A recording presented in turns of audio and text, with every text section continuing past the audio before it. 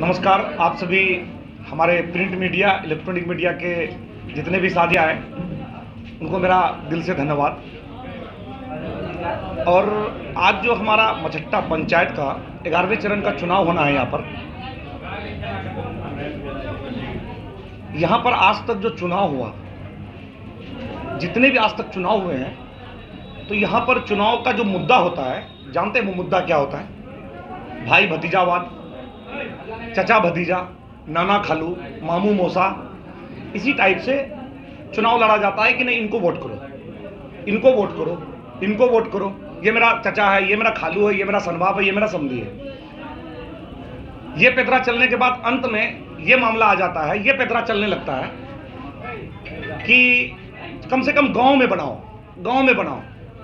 तो मेरा ये प्रेस कॉन्फ्रेंस करने का मकसद ये है, यहाँ के लोगों को अवेयरनेस लाने का, जागरूक करने का, कि आप जो आज आज़ाद भारत को हुए 1947 से आज तक 15 अगस्त 1947 को जो भारत आज़ाद हुआ, उसके बाद से आज तक हम लोग कभी ये नहीं सोचे कि प्रत्याशी के लायक किसी भी चुनाव में किसी भी तरह का प्रत्याशी को नहीं देखकर, विधानसभा, लोकसभा, पंचायत स्तर, तो हम लोग ये चीज़ नहीं सोचते हैं। तो समाज का जो दुर्दशा होता है, यहाँ पर इन मुद्दों पर चुनाव जब होता है तो यह विकास समाज का नहीं, यहाँ पर विकास नेताजी का होता है, जनता का नहीं होता है। तो मैं आप लोगों को आज मेरा प्रेस कॉन्फ्रेंस करने का मेरा मकसद था कि पिछले 5 सालों में, मई 2016 में जो पंचायत चुनाव का गठन हुआ, ग्राम सभा का जो गठन हुआ, तब से लेकर आज तक किन मुद्दों पर काम हुआ, क्या विकास हुआ, तो इसी के संबंध में 5 साल का जो लेखा जोखा है, हमारे वर्तमान मुखिया जी, माननीय पंचायत मचट्टा के मुखिया माननीय श्री इंतखाब आलम जी, प्रतिनिधि है वो, मुखिया तो श्रीमती रुबीना परवीन है, माननीय जी हैं, उनके द्वारा जो यह विकास किया गया, उनका थोड़ा हम पुलिंदा आज खोलना चाहते हैं। यहाँ पर क्या है कि ये पंचायत, भारत तो आज़ाद 15 अगस्त 1947 को हो गया, देश को चलाने के लिए 26 जनवरी 1950 को कानून बन गया, मगर यहाँ पर कानून नाम की कोई चीज़ नहीं है। यहाँ पर आज भी राजा रजवाड़ों वाली प्रथा है। यहाँ पर गरीबों के हक और हुकूक को ये 5 साल में किस तरह लूटा गया, किस तरह गरीबों का शोषण और दोहन किया गया, उसी पर हम प्रकाश डालेंगे आज। यहाँ पर मैं आपको कुछ पेपर दिखाना चाहता हूँ। हमारा जो पंचायत है, ये 16 वार्ड का पंचायत है।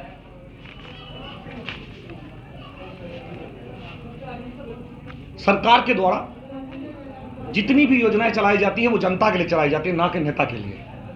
ये बात हम ग्रामीणों को, हम जनताओं को समझना होगा। पहली बात, यहाँ पर 7 निश्चय के अंतर बिहार के सुशासन बाबू माननीय मुख्यमंत्री जी का ड्रीम प्रोजेक्ट है 7 निश्चय। उसके द्वारा जो काम किया गया, आप 16 वार्ड में किसी भी वार्ड सदस्य से ये पता करिए कि आप 7 निश्चय में कितना % कमीशन दिए हैं, जिसका एविडेंस मेरे पास है। 22% मुखिया जी के द्वारा कमीशन लिया जाता है, 10% ऑफिस के नाम पर, 12% मुखिया जी अपने नाम पर। अगर किसी पंचायत में या किसी वार्ड में, हमारे पंचायत के किसी वार्ड में किसी भी वार्ड सदस्य को 10 लाख रुपए दिया जाता है, तो आप उसका 22% 2,20,000 रुपये मुखिया जी रख लेते हैं। उसके बाद रेस्ट अमाउंट जो बचता है उनको प्रोवाइड किया जाता है। कोई आधारहीन आधारहीन कुछ नहीं है। आधारहीन, इसका मैं आपको प्रमाण देता हूँ। जैसे मेरे पंचायत में 7 निश्चय से जितना गली नली बना है, उसमें मुखिया जी के पास अपना भट्ठा है, ईटा भट्ठा है। माँ विक्स अपने भट्ठा से 3 नंबर ईटा से सारे गली का निर्माण हुआ है, जिसका प्रमाण आप पंचायत के किसी भी गली में जाकर देख सकते हैं। ये जमीनी स्तर की बात है। उसके बाद यहाँ पर 7 निश्चय के तहत हर वार्ड में पानी टंकी लगना था। मुख्यमंत्री का ड्रीम प्रोजेक्ट है स्वच्छ पेयजल योजना। तो उसमें जो उसको ऑपरेटर की बहाली हुई है, ऑपरेटर जो रखना था, हर वार्ड के ऑपरेटर से 50-50 हज़ार रुपया मुखिया जी पैसा लिए। दूसरा बात, ये जो यानी वित्तीय वर्ष 16-17 से लेकर 21-22 तक जितने भी काम हुए, सारे काम का मैं आप बिहार सरकार के जो पोर्टल है उस पर मौजूद है। मैं आपको दिखाना चाहता हूं, जितने भी काम हुए हैं वो धरातल पर कुछ नहीं हुआ और वो सिर्फ पेपर वर्क हुआ है। जैसा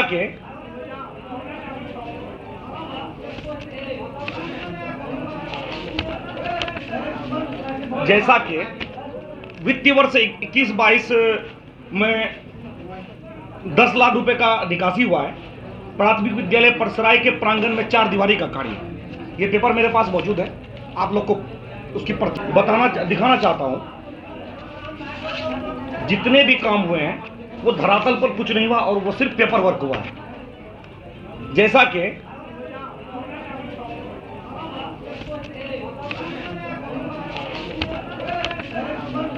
जैसा कि वित्तीय वर्ष 21-22 में 10 लाख रुपए का निकासी हुआ है। प्राथमिक विद्यालय परसराय के प्रांगण में 4 दीवारी का कार्य, ये पेपर मेरे पास मौजूद है, आप लोग को उसकी प्रति को प्रोवाइड कर दी जाएगी। 10 लाख का एस्टिमेट है, जो काम नहीं हुआ है, धरातल पर यह काम नहीं हुआ है। दूसरी बात, जमशेद के घर से नजीर के घर तक पीसीसी कार्य, जमशेद का घर वार्ड नंबर 4 में है और नजीर का घर तक जाने के लिए रास्ता नहीं है, और वहां पर पीसीसी कार्य कहां हुआ? मुखिया जी पता नहीं हवा में रोड बनाए हैं या समुद्र में बनाए हैं, इसका प्रमाण धरातल पर तो नहीं मिला मुझे आज तक।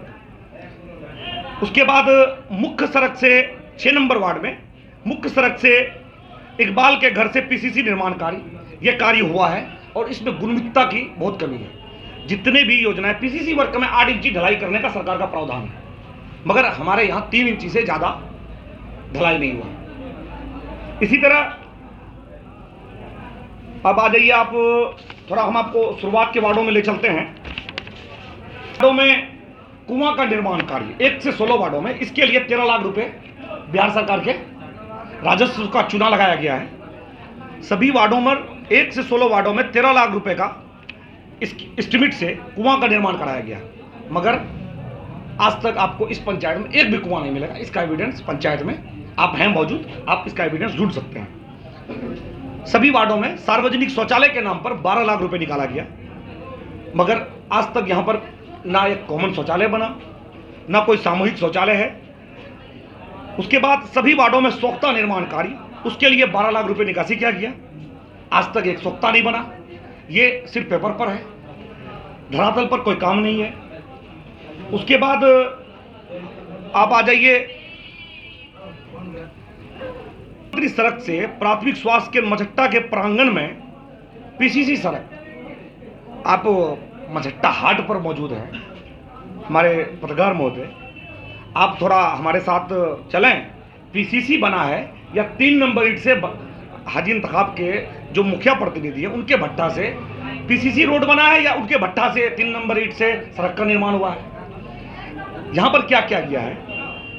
रोड जो है बनाया अपने भट्टा के 3 नंबर ईंट से। कॉन्फ्रेंस कर रहे हैं आज मेरा प्रेस कॉन्फ्रेंस करने का मकसद है कि मझट्टा पंचायत में जितने विगत 5 सालों में विकास हुआ उनका मैं सारांश थोड़ी से चंद शब्दों में रखना चाहता हूं कि मझट्टा पंचायत में 7 निश्चय के अंतर्गत मुख्यमंत्री का ड्रीम प्रोजेक्ट में जो काम हुआ है उसमें 22% कमीशन एक वार्ड सदस्य वसूला गया, और जितने भी गली नली का कार्य हुआ, यहाँ के मुखिया जी, वर्तमान मुखिया जी को अपना भट्टा है, वो अपने भट्टा के 3 नंबर ईंट से निर्माण किए, इसकी उच्च स्तरीय जांच होनी चाहिए। पानी टंकी में जो ऑपरेटर की बहाली होनी है उनसे 50,000 लिया गया, ठेकेदार जो पानी टंकी लगाया उससे 50,000 रुपये पर टंकी पर वार्ड लिया गया, और इंदिरा आवास में गरीबों से 10,000 से लेकर 35,000 तक घूस लिया गया। इसकी तो उच्च स्तरीय जांच होनी चाहिए। मुखिया जी ये भी कहकर लोगों से पैसा लिए कि तुम हमको नेक्स्ट टाइम मुखिया बनाओ, फिर इंदिरा आवास तुमको डबल देंगे। और दूसरी बात, गरीबों के साथ उनका बहुत अभद्र व्यवहार रहा।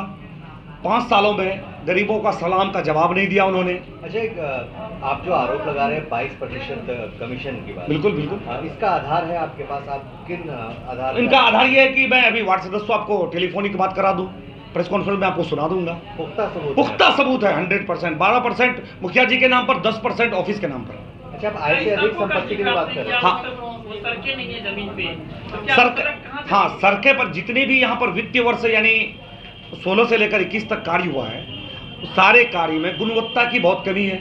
और अगर वो बना है 100 मीटर रोड, उसको 250 मीटर का पैसा निकासी किया गया। बनना 8 इंची है, बना 2.5 इंची है, क्योंकि कोई भी लोडेड गाड़ी वहाँ पर जाता है, लोडेड गाड़ी जाने के बाद वो रोड सड़क पूरा नस्त नाबूद हो जाती है।